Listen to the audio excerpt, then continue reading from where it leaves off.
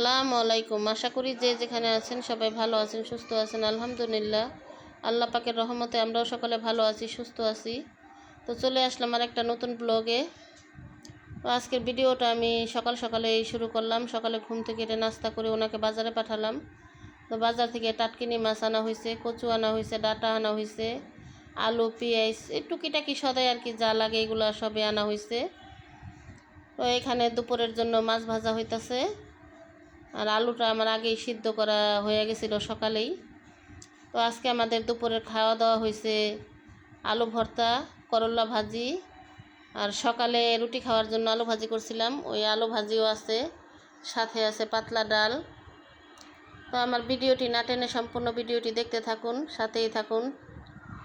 ভালো লাগলে like, comment, share করবেন, চ্যানেলটা অবশ্যই সাবস্ক্রাইব করবেন। তো দেখেন এখানে যাবো একটু মাকে দেখতে, কারণ তরকারি রাঁধতে দেরি হবে বলে এই কারণে তরকারি রান্না করলাম না, কারণ রাতে এসে রান্না করব। এখন এগুলো দিয়ে খাওয়া দাওয়া করবো এই জন্য, কারণ তরকারি এগুলো রান্না করতে তো অনেক দেরি হয়ে যাবে। প্রতিদিন এই বিকাল হলেই, এখন বিকেলে, দুপুরে, এখন প্রতিদিনেই না ঝড় আসে, বৃষ্টি আসে।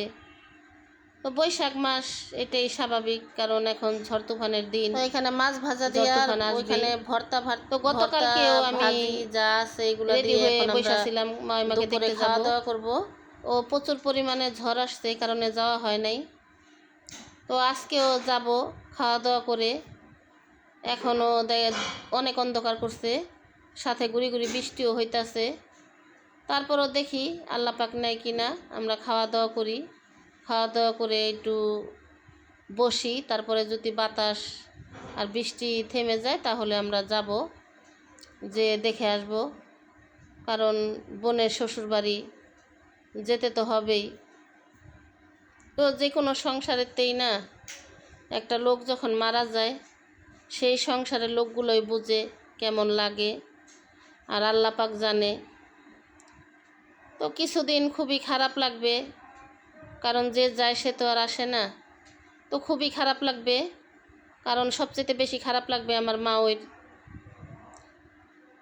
আর তার সন্তানদেরও খারাপ লাগবে। তো দেখা যায় কি ছেলেমেয়েরা একটু রাস্তাঘাটে ঘোরাফেরা করে বা একজনের সাথে কথা বললে কি মনটা কিছুটা হালকা হয় বা ভালো লাগে একটু ঘোরাফেরা করলে।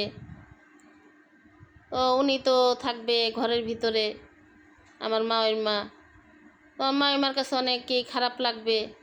তো আপনারা সবাই দোয়া করবেন, আল্লাহ যেন ওনাদের পরিবারটাকে এই শোক সামলানোর মতো ক্ষমতা দান করে, এই দোয়া আপনারা সবাই করবেন। আর ওনাদেরকে যেন ধৈর্য ধারণ করার মতো ক্ষমতা আল্লাহ দেয়, এই দোয়াই আপনারা সবাই করবেন। কারণ এই দুনিয়াতে কারোর জন্য কিন্তু কোনো কিছু ঠেকা থাকে না, আল্লাহ পাক সব কিছুই চালায় আর সব কিছুই ঠিকঠাক করে দেয়। কারণ যে যায় সে তো আর আসে না, সব কিছুই ঠিকঠাক হয়তো কিছুদিন তো খারাপ লাগবেই। ওই জন্য আমরা একটু যাওয়া আসা করি, কারণ একটু সান্ত্বনা দেওয়ার জন্য, বা একটা মানুষ যখন সামনে যায় তখন একটু ভালো লাগে, এই জন্য আমরা একটু আসা যাওয়া করি। তো ছাদের উপরে উঠলাম, ছাদের উপরে আমার কিছু কাপড় চোপড় ছিল, খেতা ছিল, তাড়াতাড়ি মনে ছিল না, এজন্য তাড়াতাড়ি আবার উঠলাম। মেয়ে বলতেছে জোরে বাতাস অনেক জোরে ছাড়ছে, তাড়াতাড়ি যাও, এই জন্য উঠে এগুলো নিলাম। দেখেন ক্যামেরাটি একটু ধরে আপনাদেরকে একটু দেখালাম। দেখেন ওই যে পাশের বাড়িতে গাছ আছে, তো লাগে গাছ একেবারে বাতাসে গাছ লাগে ভেঙে পড়বে এরকম লাগতেছে। তো সাথে গুড়ি গুড়ি বৃষ্টি হইতেও আছে, গুড়ি গুড়ি বৃষ্টি হচ্ছে অনেকক্ষণ ধরেই, থাইমা যায় আবারও আসে বৃষ্টি। তো এখানে কিন্তু আকাশ খুবই অন্ধকার, আরও বেশি অন্ধকার করছে। তো আমার আজকের ভিডিওটা আপনাদের কাছে কেমন লাগলো কমেন্টে জানাবেন। আমার কথা বা কাজে যদি কোনো ভুল ত্রুটি হয় তাহলে ক্ষমার দৃষ্টিতে দেখবেন। সবাই ভালো থাকবেন, সুস্থ থাকবেন। আল্লাহ হাফেজ।